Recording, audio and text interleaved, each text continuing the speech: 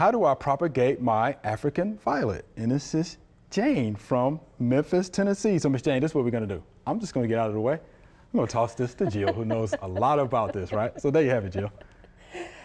This was a fun question. I think the first plants that I grew were African violets. How about that? Okay. With the African violet, they have those fuzzy leaves, fuzzy round leaves, yeah. and the petiole coming off that leaf. Yeah. So if you literally pinch with your fingernails, or you can use pruners, clippers, or scissors, pinch down at the end of the petiole where you have that kind of the stem and then the leaf at the end, and then you can plant that into either soil or in water first.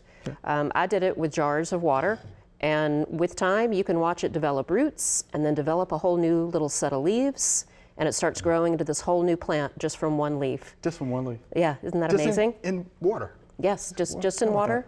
Okay. And then after a bit of time, after you see those roots and those leaves, you can take that and plant it into a pot of soil. Nice. And it'll just keep growing from there and turn back into a clone of its parent plant, of its original plant. That's pretty cool. And you can do that with as many leaves as you want to start your own little army of African violets. How about that? The army of African violets, I like that. What kind of soil would you use? Potting soil, an average potting soil, something well draining. You don't want it to stay too wet, not too dry.